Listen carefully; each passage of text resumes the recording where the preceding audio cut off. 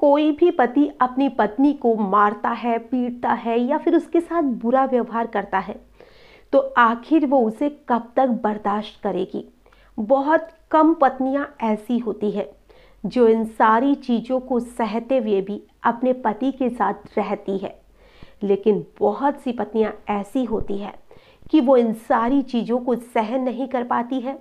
कुछ पत्नियां दुखी होकर आत्महत्या कर लेती है या घर से भाग जाती है, और कुछ पत्नियां ऐसी भी होती है जो इन सारी चीज़ों से परेशान होकर अपने पीहर चली जाती है और अपने घर वालों की रजामंदी से दूसरी शादी कर लेती है।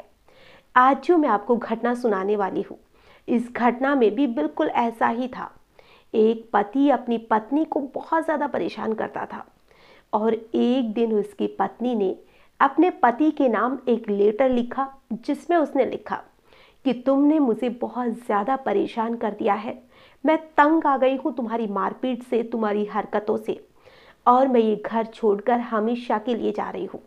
बस मेरी ये 3 साल की जो बच्ची है उसे तुम्हारे पास छोड़कर जा रही हूँ, इसका हमेशा ख्याल रखना। और जो पत्नी थी वो हमेशा के लिए अपने मायके चली जाती है और दूसरी शादी कर कर अपना घर बसा लेती है और अपनी मासूम सी 3 साल की बेटी को अपने पिता के भरोसे छोड़ जाती है। लेकिन वो ये नहीं देखती है कि उसका पति जो इतना बड़ा हैवान था वो क्या उसकी बच्ची को छोड़ेगा।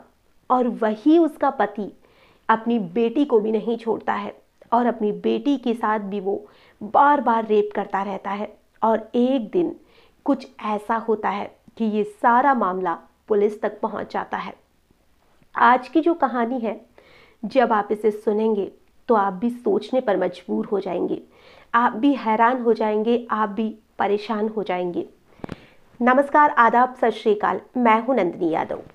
आज जो मैं आपको घटना सुनाने वाली हूं, इस घटना की शुरुआत होती है राजस्थान में जोधपुर से। जोधपुर में ही एक थाना पड़ता है लूणी, और वहीं पर एक परिवार रहता था जिसमें कि बेटा था, बहू थी और एक 3 साल की बच्ची थी, और उसके दादा दादी थे और उसकी ताऊ और उसकी ताई जी थी।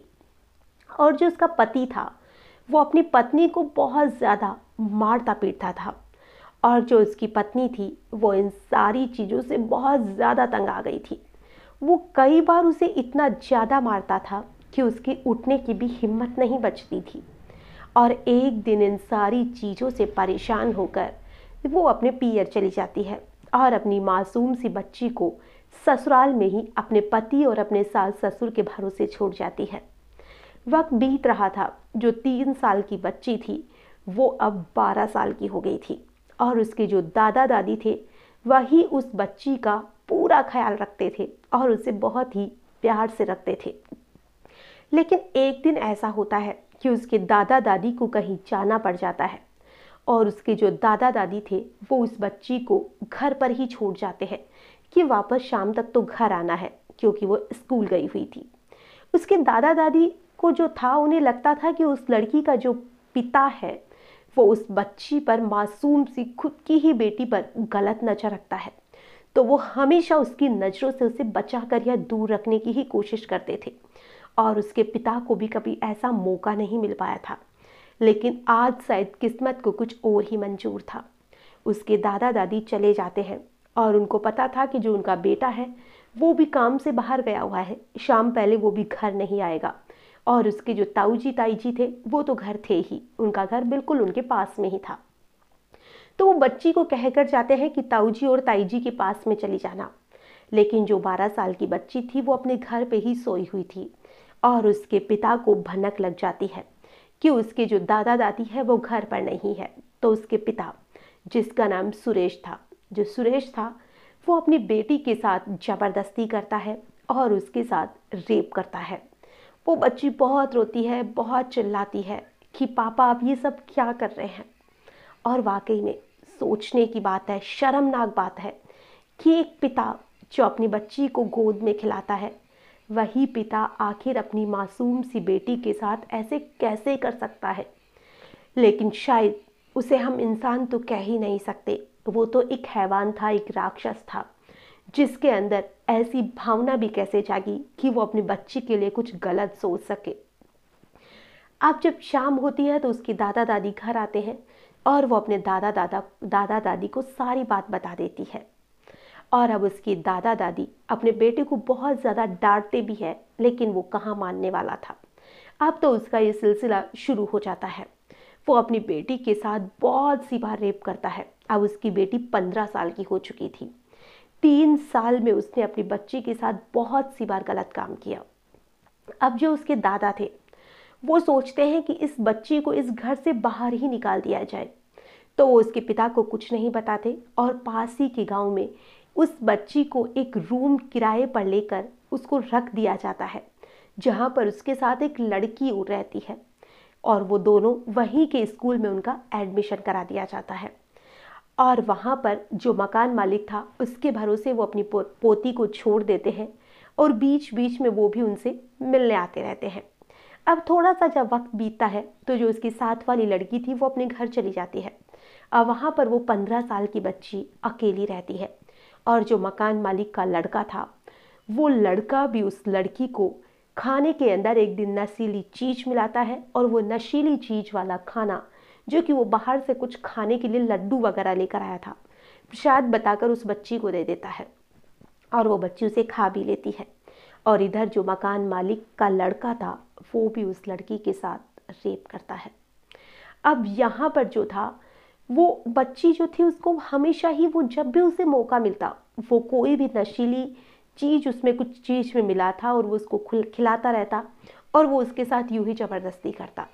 लेकिन उस बच्ची को कुछ भी पता नहीं चलता। लेकिन एक बार उस खाने के बाद में उसकी उल्टी हो जाती है और बाद में उसको थोड़ा बहुत होश तो रहता है और जब वो उसके साथ गलत करता है तो उस लड़की को पता चल जाता है और अब वो लड़की अपने दादाजी से इन सारी चीज़ों की शिकायत करती है।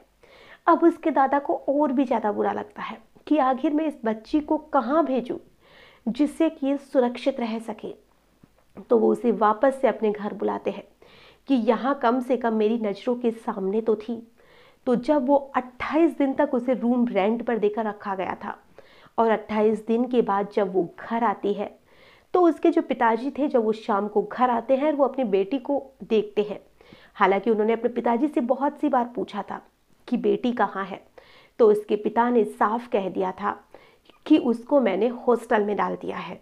और अब जब वो वापस आती है वहाँ पर तो उसके पिता उस लड़की को मारने पीटने लग जाते हैं क्योंकि आज वो फिर उसके साथ ज़बरदस्ती करते हैं और वो बच्ची विरोध करती है। वो उसको बहुत ज़्यादा मारते हैं पीटते हैं और अब जो बच्ची थी उसे मारते पीटते हुए वो दांतों से काटने लग जाते हैं और उस बच्ची के नाक पर वो काट लेते हैं जिससे कि बहुत ही ज़्यादा गहरा जख्म हो जाता है। अब उसके जो दादाजी थे वो उस बच्ची को आनन फानन में हॉस्पिटल लेकर जाते हैं और जब हॉस्पिटल लेकर जाया जाता है तो डॉक्टर पूछते हैं कि इसे इतना गहरा जख्म कैसे लग गया। तो वो कहते हैं कि ये बच्चों के साथ खेल रही थी और खेल खेल में ही इस एक बच्चे ने इसके नाक पर काट लिया। अब वो 15 साल की बच्ची थी, इतनी ज़्यादा छोटी भी नहीं थी कि वो इन सारी चीज़ों को करने देती या कोई बच्चा अगर उसे काट रहा है तो वो काटने देती क्योंकि बच्चों से तो वो बड़ी हो ही चुकी थी। अब जो उसके दादाजी थे वो उसे ये कह देते हैं और डॉक्टर उसके इलाज में लग जाते हैं। लेकिन डॉक्टर को कुछ शक होता है कि कुछ तो गड़बड़ है। अब डॉक्टर जब उसे अंदर लेकर जाते हैं जहाँ पर उसके पट्टी वगैरह दवाई वगैरह की जाती है तो डॉक्टर उसे पूछते हैं कि बेटा तुम्हें क्या हुआ है। तो वो कहती है कि मैं घर के अंदर खेल रही थी, वहीं पर मेरे भाई ने मुझे काट लिया। यानी कि दोनों के जो बयान थे वो अलग थे। उसके दादाजी कहते हैं कि घर के बाहर खेल रही थी तो बच्चों ने काट लिया और उस लड़की कहती है कि उसके भाई ने घर के अंदर काट लिया। तो डॉक्टर को कुछ शक होता है और वहीं पर एक एनजीओ थी, उसके भी जो एनजीओ में काम करने वाले एक पवन नाम का व्यक्ति था वो भी वहाँ पर मौजूद था। उसे भी इन सारी चीज़ों में कुछ गलत नजर आता है। अब यहाँ पर पुलिस को बुला लिया जाता है। जब पुलिस आती है वो एनजीओ वाले सभी लोग मिलकर उस बच्ची के साथ बहुत ज़्यादा सहानुभूति दिखाते हैं और फिर उसे पूछते हैं कि आखिर उसे हुआ क्या है। और जो बच्ची थी अब टूट जाती है क्योंकि सालों से वो एक ऐसा दर्द सह रही थी जिसके तो शायद दर्द कहना भी बहुत कम होगा। एक पिता द्वारा उसके साथ ऐसा कुछ किया जा रहा था कि उस बच्ची को अब सुनते ही जोर जोर से वो रोने लग जाती है और वो पुलिस वालों को सारी बात बता देती है। पुलिस वाले और जो एनजीओ में काम करने वाला था, वो सारी चीज़ें जब सुनते हैं, सभी लोग हक्के बक्के रह जाते हैं कि पिता और अपनी बेटी के साथ ऐसी घिनौनी हरकत कैसे कर सकता है। ऐसे लोगों को तो पिता कहना ही बहुत गलत होगा। अब जो पुलिस वाले थे, उसके पिता को अरेस्ट करते हैं और उसे जेल में भेज दिया जाता है। और पुलिस वालों ने दावा किया था कि इसके खिलाफ एक ऐसी चार्जशीट तैयार की जाएगी जिससे कि ऐसे लोगों को कड़ी से कड़ी सजा मिले और दूसरे लोगों को सबक भी मिले। अब जब बच्ची को घर जाने के लिए कहा गया तो उसने साफ इनकार कर दिया कि वो घर नहीं जाएगी, क्योंकि उसके घर में फिर उसके साथ वैसा ही होगा। लेकिन जब बच्ची को उसके पिता को पुलिस पकड़कर लेकर जा रही थी, तो उस बच्ची को दिखाया जाता है कि तुम्हारे पिता को पुलिस ने पकड़ लिया है और वो जेल से कभी भी बाहर नहीं आएंगे। तो उस बच्ची को सुकून मिलता है और आज उस बच्ची के चेहरे पर सालों में पहली बार मुस्कान आई थी कि आज वो हंस रही थी। ये कैसा वक्त होगा कि एक बच्ची अपने पिता को जेल जाते हुए देखकर हंस रही थी। लेकिन ऐसे इंसानों के साथ तो ऐसा ही होना चाहिए। कितने दर्द में जी रही होगी वो बच्ची कि उसके पिता को जब पुलिस पकड़ कर लेकर जा रही थी तो आज वो बहुत खुश थी। आज की जो घटना है, इसे सुनाने का हमारा उद्देश्य ना ही किसी को भी परेशान करना है, ना ही किसी का भी दिल दुखाना है। हमारा उद्देश्य बस इतना सा है कि अगर उसकी माँ उस बच्ची को अपने साथ ले जाती तो शायद ऐसा होता ही नहीं है। और कोई भी पति हो पत्नी हो, एक दूसरे को अगर पति पत्नी को प्रताड़ित करता है या पत्नी पति के साथ कुछ गलत करती है, लड़ाई झगड़े होते हैं, तो इन सारी चीज़ों का जो सबसे ज़्यादा इफ़ेक्ट होता है वो बच्चों पर पड़ता है। तो अगर आपकी शादीशुदा लाइफ है, आपके बच्चे हैं या आप अकेले भी हैं, एक दूसरे के साथ अच्छे से रहने की कोशिश करिए, क्योंकि आपकी वजह से ना जाने कितने ही लोगों की लाइफ खराब हो सकती है। आज की जो कहानी है इसमें बस इतना ही। फिर मिलेंगे किसी नई घटना के साथ। तब तक के लिए नमस्कार।